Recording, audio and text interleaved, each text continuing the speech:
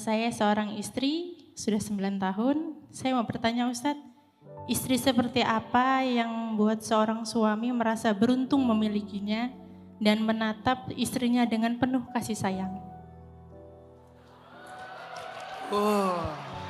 Lalu yang kedua Ustadz, banyak yang bilang perjuangan seorang istri itu melahirkan. Lalu perjuangan seperti apa yang dapat saya lakukan untuk suami saya, sedangkan saya belum bisa melahirkan keturunan untuknya? 9 tahun. 1 tahun lagi insya Allah.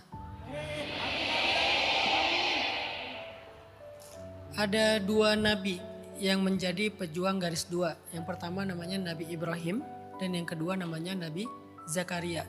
Tahu nggak berapa lama mereka nunggu anak? 50 tahun. Kak Widi nggak akan selama itu. Cuman yang saya mau kasih tahu inspirasinya sekuat itu kesabaran mereka dan harapan mereka kepada Allah. Jadi nggak karena udah 50 tahun terus mereka jadi mulai ragu, mulai nggak berharap lagi, mulai cari doa yang lain aja, mulai ganti tuh redaksi doanya. Ya Allah, ya udahlah kalau nggak dikabulkan yang lain aja deh ya Allah. Enggak, mereka 50 tahun doanya masih sama. Walaupun udah tua banget. Nabi Ibrahim dan Nabi Zakaria itu nikah di sekitar umur 30 tahun. Berarti udah 80 tahun umurnya. Dan yang uniknya Nabi Zakaria itu udah 50 tahun berdoa. Nada suara doanya masih sama, gak berubah. Masih nidaan khafiyya. Dzikru rahmati rabbika abadahu Zakaria إذ نادى ربه نداء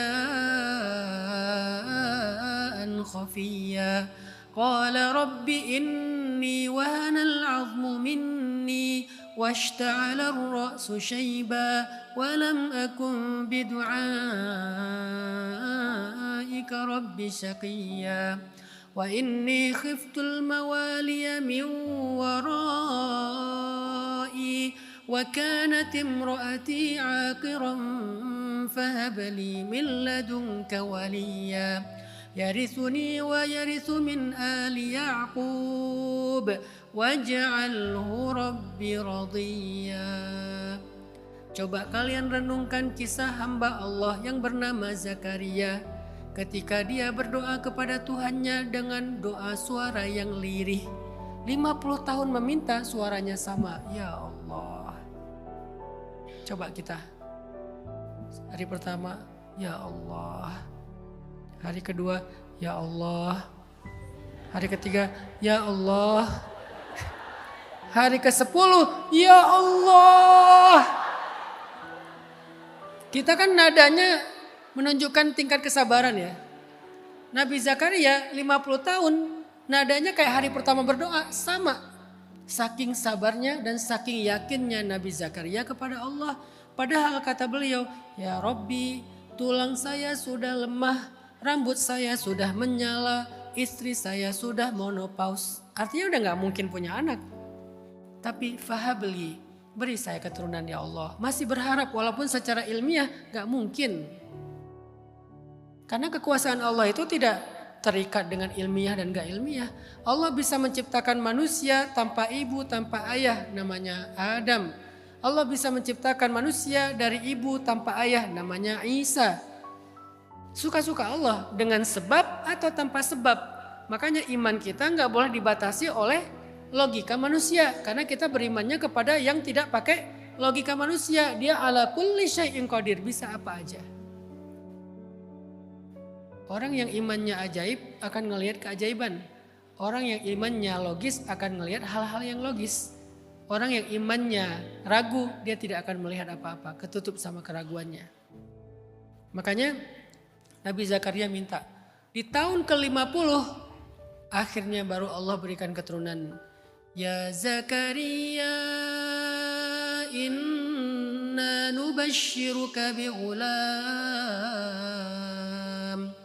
ismuhu Yahya lam naj'al lahu min qablu samiyya. Wahai Zakaria, bergembiralah engkau akan punya anak laki-laki. Kasih dia nama Yahya. Nama yang langsung dari Allah. Makanya ketika saya punya anak laki-laki pertama Yahya. Yahya Ayyash. 3 nama sekaligus. Yahya Nabi Yahya, Ayyash sahabat Nabi Muhammad, Yahya Ayyash pejuang Palestina. Insinyur yang sangat ditakuti sama Israel. Pas Yahya Ayyash kelas 1 SD, saya nganter sekolah dia. Saya tanya ke dia, abang nanti kalau udah gede mau bikin apa? Saya kalau nanya gak pernah nanya mau jadi apa, mau bikin apa. Abang mau bikin apa nanti kalau udah gede? Aku mau bikin drone bah yang kecilnya sekecil nyamuk. Ah, buat apa drone sekecil nyamuk? Mau aku kirim ke Israel. Padahal saya gak pernah ngedoktrin apa-apa, namanya aja Yahya Ayyash. Jadi dia kebawa gitu dengan suasana namanya kan. Sehingga dia senangnya robotik, ikut lomba robotik tingkat Bandung, kemarin yang ASEAN juga pernah ikut. Jadi senang aja dengan robotik, dengan AI, dengan teknologi, dia senang kayak gitu. Mungkin karena alpha juga kali ya. Kalau saya kan milenial nih. Alpha kan senangnya teknologi, games kayak gitu-gitu. Sementara milenial senangnya main bola di lapangan, naik ke gunung, masuk ke dalam jurang. Survival lah ibaratnya. Gara-gara nama. Dan nama itu dari Allah. Sehingga nama anak saya gak ada satupun nama-nama yang tadi dari Google. Semuanya nama tokoh. Kalau saya punya anak laki-laki 25. Mungkin namanya Adam, Idris, Nuh, Hud, Soleh, Ibrahim, Lut, Ismail. Bangga dengan nama-nama itu ya. Ternyata setelah 50 tahun Nabi Zakaria bersabar. Dan doanya masih sama gak berubah. Akhirnya Allah beri keajaiban Yahya. Semoga Mbak Widi dan suami diberikan Yahya suatu saat nanti. Jadi tetap berdoa dengan doa yang sama, jangan nyerah. Saya juga punya doa yang udah lebih 10 tahun saya minta dan saya masih memintanya. Setiap saya umroh saya pasti baca doa itu. Enggak berubah, enggak udah 10 tahun, ya Allah enggak dikabulin ya. Ya udahlah. Enggak, tetap. Karena Allah sendiri berjanji pasti mengabulkan. Kalau nggak dikabulkan dengan cara yang persis kita minta, diberikan yang lebih baik. Kalau nggak lebih baik, dihindarkan dari keburukan yang sama dengan yang kita minta. Kalau nggak diberikan sekarang, diberikan nanti. Kalau nggak diberikan nanti, diberikannya di akhirat. Pasti dikabulkan. Jadi apa ruginya meminta yang baik-baik sama Allah? Karena udah pasti dikasih. Enaknya kita jadi hamba Allah tuh kayak gitu. Butuh apa aja minta. Sampai Nabi bilang, mintalah kepada Allah walaupun cuman garam. Kenapa? Pasti dikasih, enak banget. Jadi saya tuh senang banget berdoa. Doa itu adalah ibadah terbaik tuh. Udahlah minta, ibadah pula nilainya. Harusnya kan minta nggak ada nilai apa-apa kan. Ini minta aja jadi ibadah. Jadi kita makin banyak berdoa itu makin banyak beribadah. Jangan pakai filsafat, aduh nggak enak banyak minta, mending beribadah aja. Ya minta itu ibadah. Nggak mau minta itu sombong kalau ke Allah. Kalau ke manusia jangan minta-minta. Kalau kepada Allah minta-minta yang banyak. Dan yakinlah pasti dikabulkan. Kemudian apa yang bisa dilakukan istri kepada suami untuk menjadi istri yang soleha? Banyak sih, begitu juga suami banyak lah. Tapi mungkin kalau boleh curhat versi suami nih ya.